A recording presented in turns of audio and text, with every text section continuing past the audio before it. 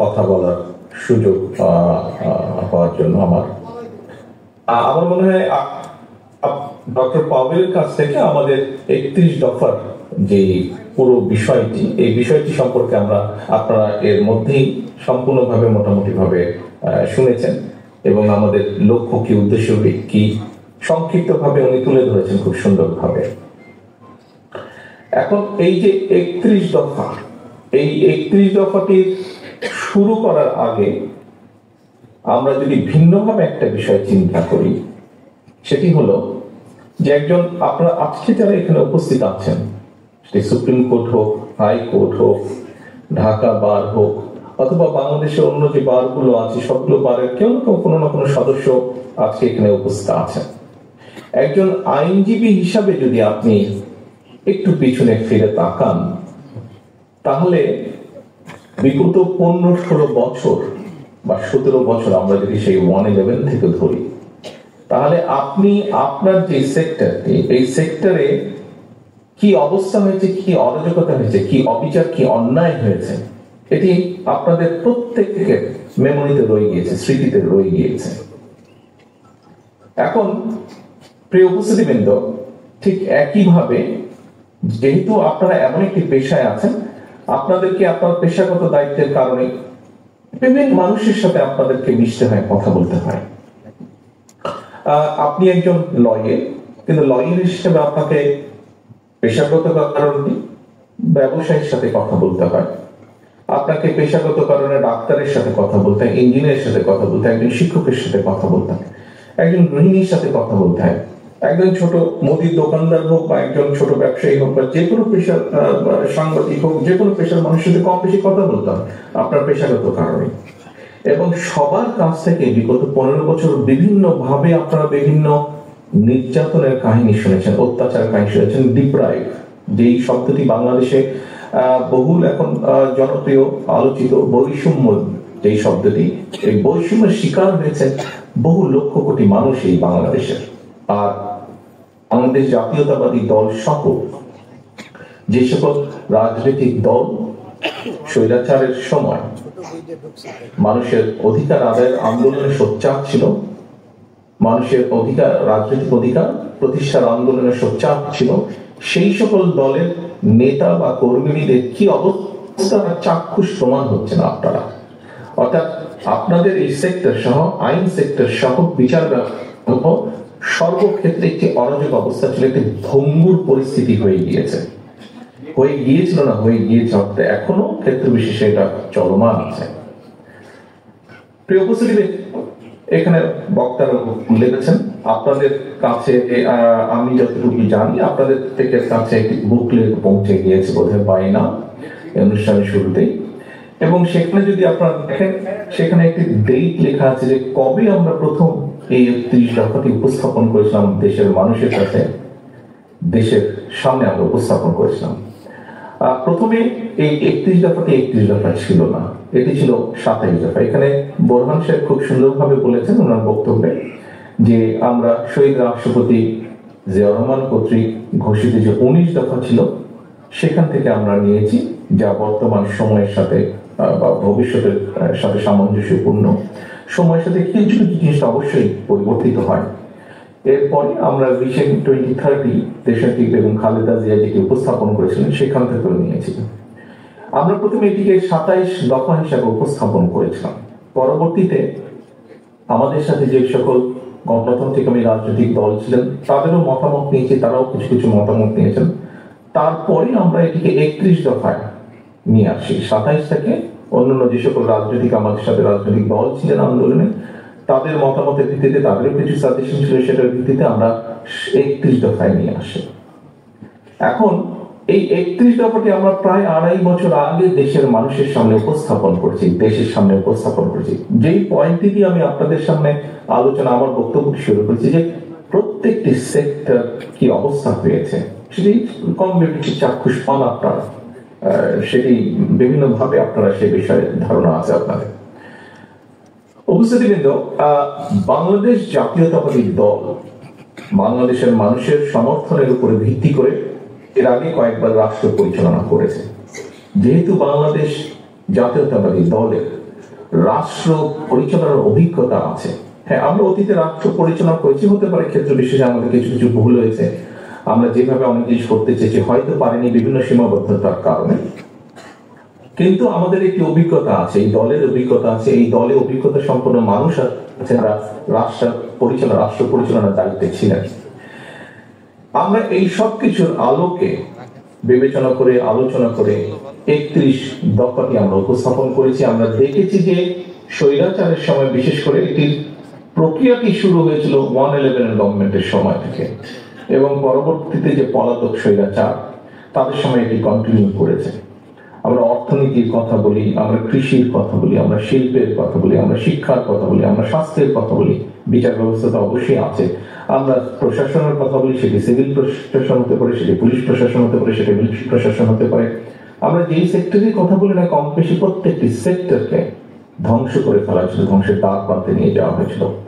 কেন নিয়ে যাওয়া হয়েছিল, কিভাবে নিয়ে যাওয়া হয়েছিল, একটু লম্বা স্টোরি, সেগুলোতে যাওয়ার প্রয়োজন নেই। যেই কথাটি আমি আপনাদের সামনে বলছিলাম যে বাংলাদেশ জাতীয়তাবাদী দল, যেহেতু রাষ্ট্র পরিচালনার একটি অভিজ্ঞতা এই দলের আছে, এই দলের সেই সকল ব্যক্তি আছেন যারা রাষ্ট্র পরিচালনা করেছেন, সকলে মিলে সিদ্ধান্ত নিয়েছেন, দেখেছেন অভিজ্ঞতার আলোকে। আমরা দেখেছি যে আমরা যদি কতগুলো এখন পলিসি সিদ্ধান্ত গ্রহণ না করি, তাহলে এই দেশকে ধ্বংস থেকে রক্ষা করা সম্ভব নয়। যে সময় বাংলাদেশের কোন ব্যক্তি, বর্তমানে আমরা অনেককে শুনছি, বিভিন্ন জন, বিভিন্ন মানুষ, সমাজের বহু মানুষ এইরকম বিভিন্ন সংস্কার প্রস্তাব উপস্থাপন করছেন, যেটি একটি খুব ভালো বিষয় বলে আমি মনে করি। প্রত্যেকটি মানুষেরই চিন্তা ভাবনা আছে, বক্তব্য আছে, বিভিন্ন বিষয় সম্পর্কে ধারণা আছে, জ্ঞান আছে, প্রত্যেকেই তাদের আইডিয়াটি শেয়ার করতে পারেন, উপস্থাপন করতে পারেন। This is very welcoming. কিন্তু যে সময় কেউ সাহস করেনি স্বৈরাচারের মুখের উপরে দাঁড়িয়ে, স্বৈরাচারের চোখে চোখ রেখে বলতে যে এই বিষয় সংস্কার করা প্রয়োজন, এই বিষয় দেশ ধ্বংসের দ্বার প্রান্তে, ঠিক সেই সময় বাংলাদেশ জাতীয়তাবাদী দল, তার সাথে যে সকল রাজনৈতিক দল আন্দোলনে আমরা রাজপথে ছিলাম, সকল দল মিলিতভাবে আমরা একটি উপস্থাপন করেছি। আজকের অনেক ব্যক্তিবর্গই সেদিন সংস্কারের স্বর ধারে কাছে ওনারা ছিলেন না, কিন্তু সেদিন বিএনপি সহ বিএনপির সাথে সমমনা মানুষগুলো, সমমনা দলগুলো আমরা 31 দফা উপস্থাপন করেছিলাম। এখন যে কথাটি একটু আগে আপনাদের সামনে বলেছি যে 31 দফার ভিতরে কি কি আছে, বা 31 দফা কেন, কোন লক্ষ্যে।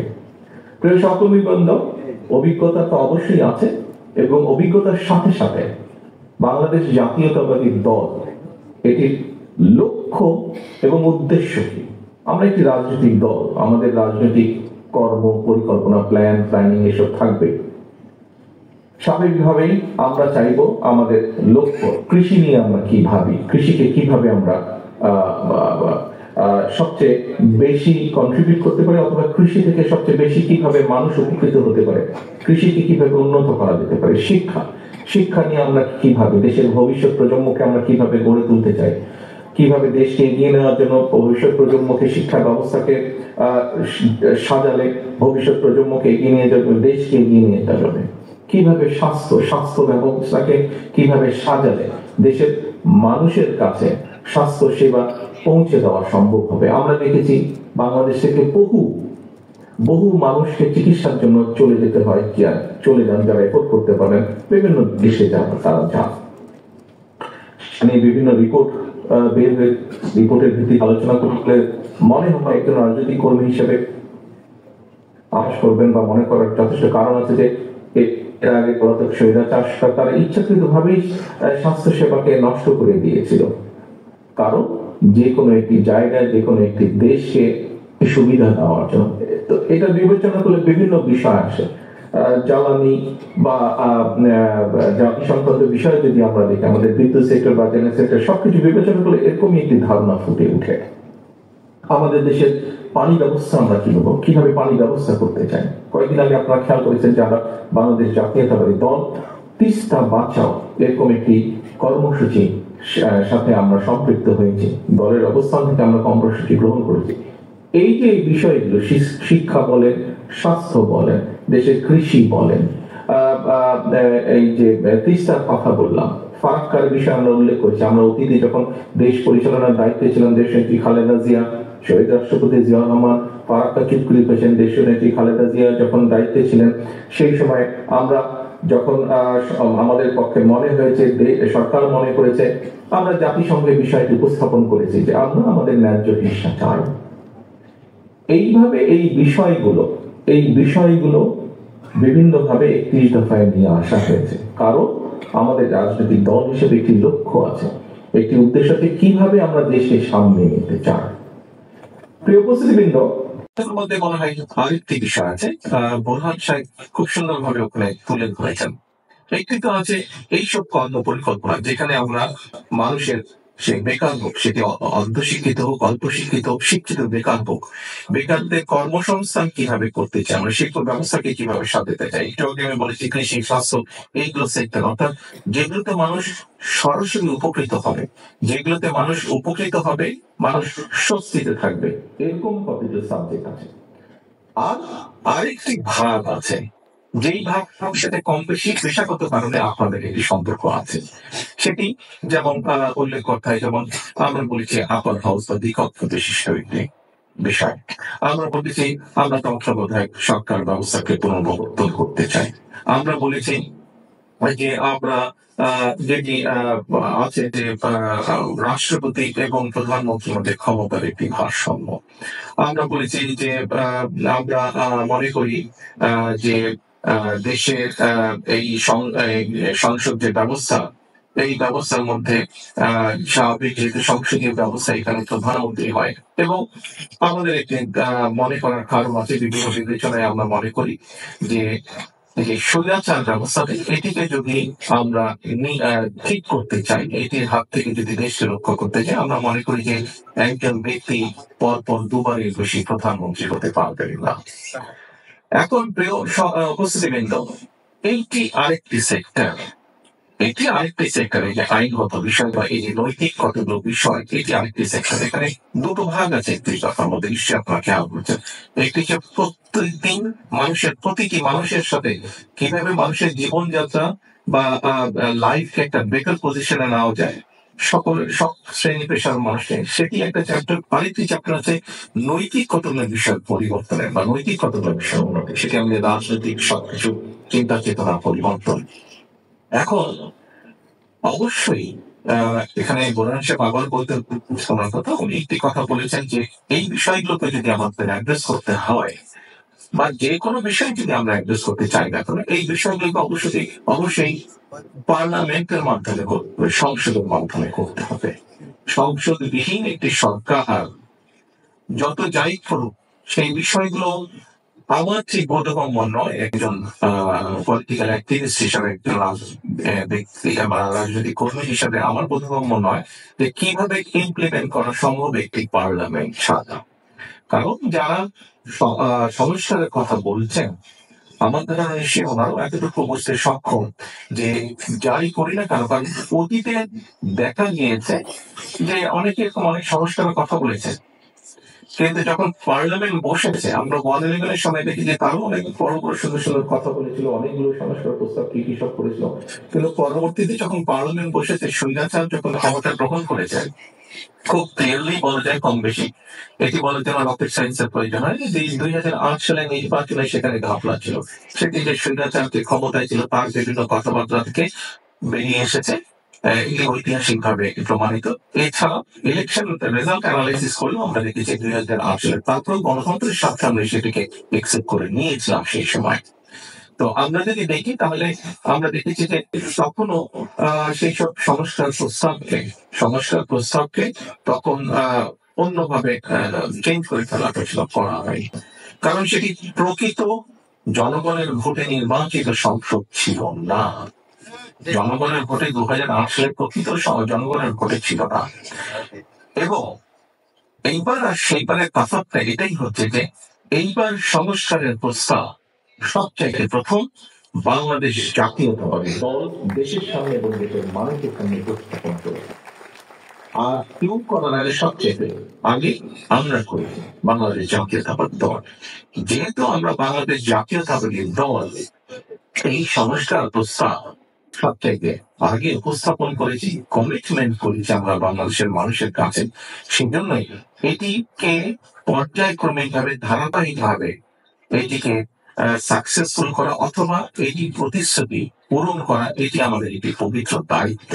এবং এই পবিত্র দায়িত্ব যদি আমাদের পর্যায়ক্রমিক ভাবে বাস্তবতার নিরিখে আমাদেরকে এটিকে পূরণ করতে হয়, অবশ্যই একটি সংসদের প্রয়োজন আছে। কারণ সংসদ ছাড়া একটি নির্বাচন, যে নির্বাচনের মাধ্যমে বাংলাদেশের মানুষ প্রকৃতভাবে তাদের রায় প্রদান করতে পারবে, সেই রায়ের মাধ্যমে যেটাই রেজাল্ট হোক না কেন সংসদে, স্বচ্ছ এবং স্বাভাবিক নিরপেক্ষ নির্বাচনের মাধ্যমে যেই রায়টি হবে, সেই রায়ের মাধ্যমে সংসদ যেটাই হোক না কেন, সেই সংসদ একমাত্র সংস্কার প্রস্তাবকে বাস্তবে রূপ দিতে সক্ষম হবে।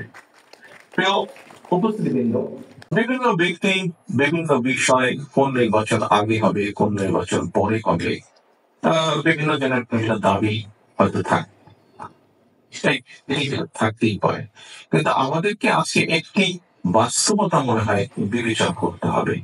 সেই বাস্তবতা আমরা যদি আমাদের চারিদিকে তাকাই, তাহলে আমরা একটি অস্থিরতা হয়তো লক্ষ্য করতে পারি। বিভিন্ন টিভি টকশো থেকে আরম্ভ করে বিভিন্ন ব্যক্তি যারা বিভিন্ন ভাবে তাদের রাজনৈতিক বক্তব্য উপস্থাপন করে, বিভিন্ন মাধ্যমে, ইলেকট্রনিক মাধ্যমে, সব বিভিন্ন মাধ্যমে, প্রত্যেক জায়গায় আমরা দেখছি যে একটি অস্থিরতা বিরাজ করছে।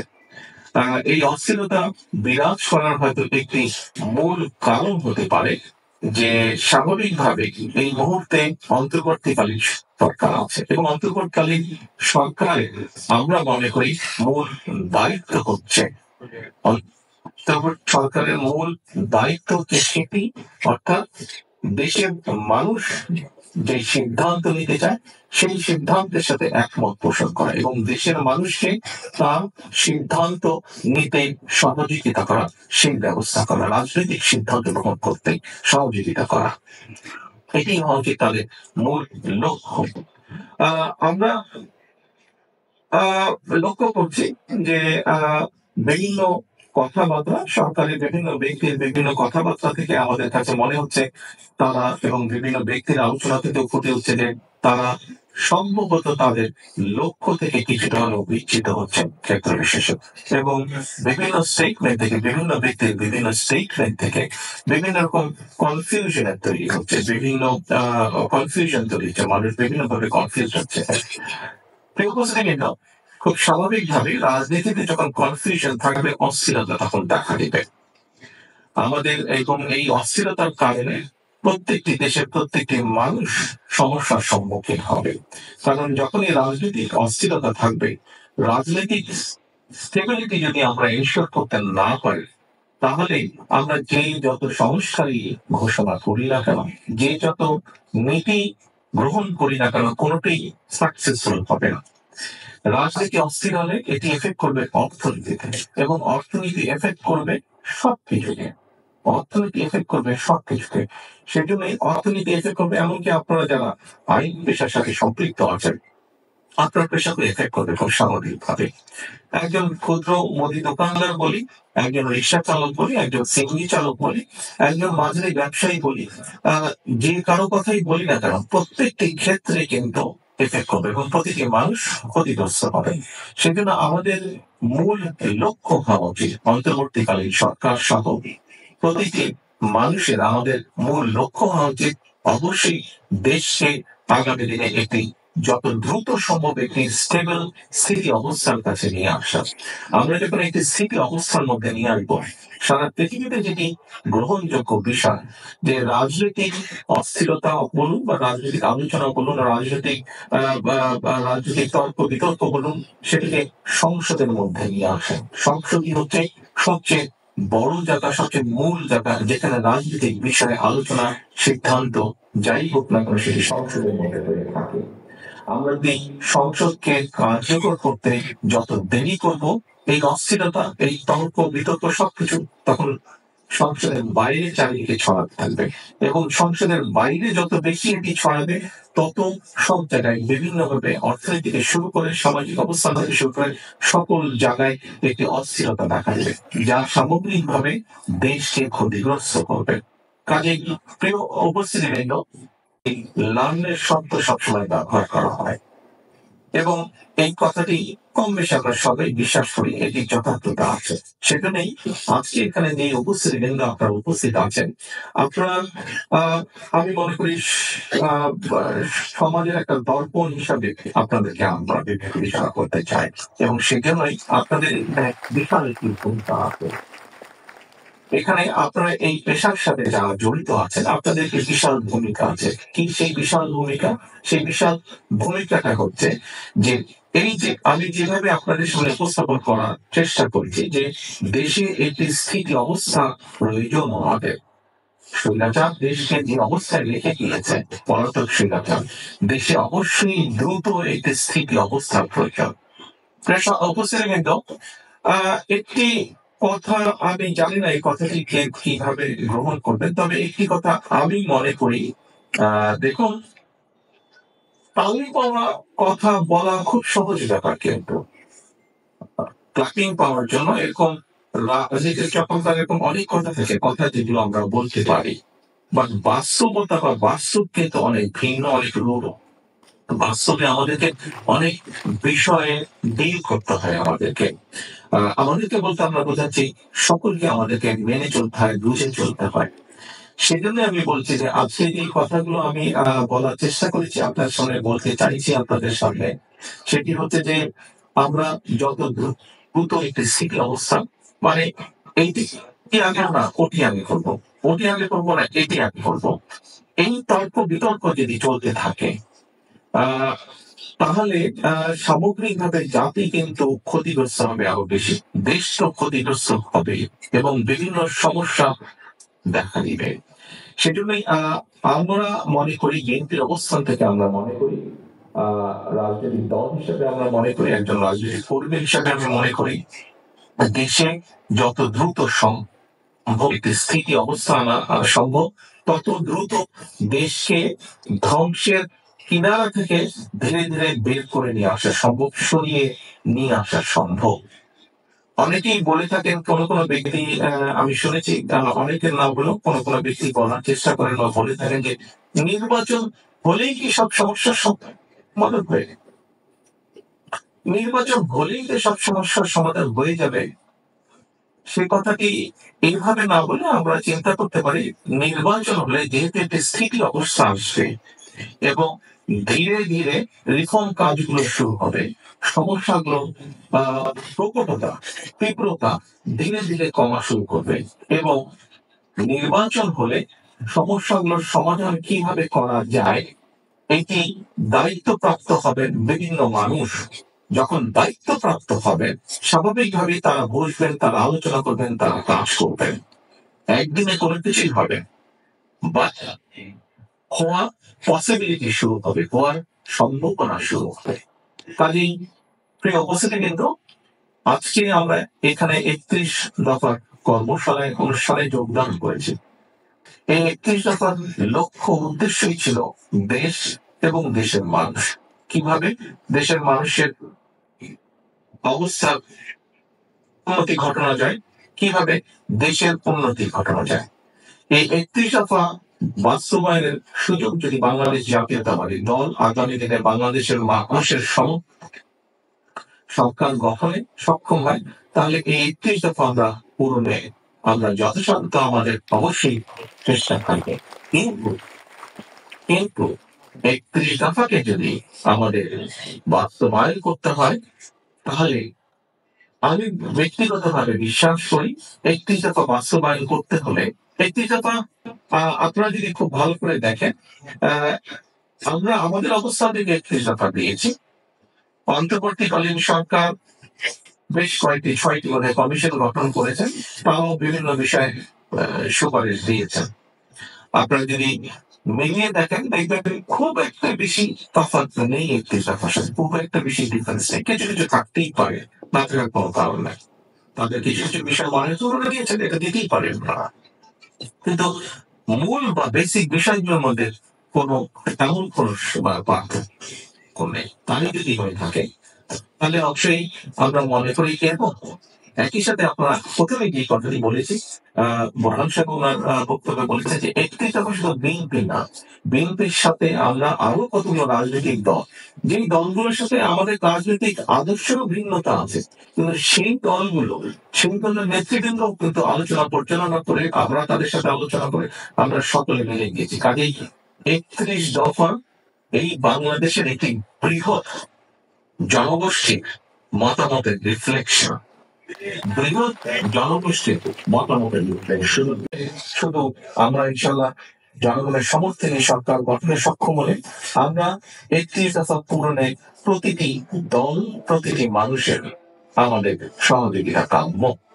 প্রতিটি দল, প্রতিটি মানুষের সহযোগিতা কাম্য আমাদের। আমরা একা পারবো না। দেশ একক কোনো কাজ গঠন, দেশকে রাষ্ট্র পুনর্গঠন, রাষ্ট্রের কাঠামোকে পুনর্গঠন করতে হলে একক সরকারের পক্ষে সম্ভব না। এটি দরকার সকল মানুষের সমষ্টিগত প্রচেষ্টার মাধ্যমে। প্রিয় উপস্থিতিবৃন্দ, আমি দৃঢ়ভাবে বিশ্বাস করি যে আজকে আপনাদের সামনে ৩১ দফা খুব সুন্দরভাবে আরো অনেক বিস্তারিত ভাবে ডক্টর পাবেল আপনাদের সামনে উপস্থাপন করে থাকবে। আপনারা যে ছোট ছোট বইটি নিয়েছেন এটি যদি আপনারা দয়া করে কষ্ট করে যদি রিপ্রিন্ট করে নেন, অথবা বিএনপি কেন্দ্রীয় কার্যালয় পাবেন, আইনজীবী বাংলাদেশ জাতীয়তাবাদী আইনজীবী ফোরামের মাধ্যমে আমরা কিছু কিছু আপনাদেরকে সরবরাহ করতে সক্ষম হব।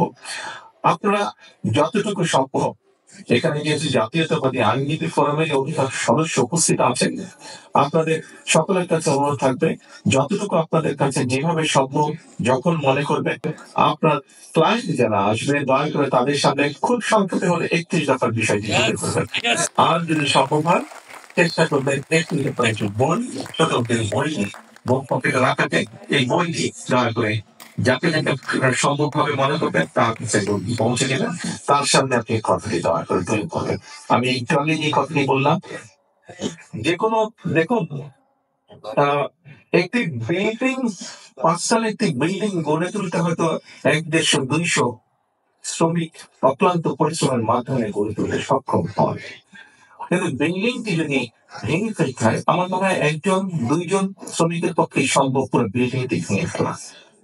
কাজেই রাষ্ট্র পুনর্গঠনের জন্য প্রতিটি দেশের প্রতিটি মানুষ, প্রতিটি নাগরিকের, বিবেকবান প্রতিটি মানুষের সহযোগিতা কাম্য, সাহায্য কাম্য। সকলের মিলিত প্রচেষ্টার মাধ্যমে আমরা একটি সুন্দর আমাদের প্রত্যাশিত একটি বাংলাদেশ ইনশাল্লাহ গড়ে তুলতে সক্ষম হব। সকলকে আন্তরিকভাবে ধন্যবাদ। আল্লাহ হাফেজ। বাংলাদেশ জিন্দাবাদ। বাংলাদেশ জাতীয়তাবাদী দল।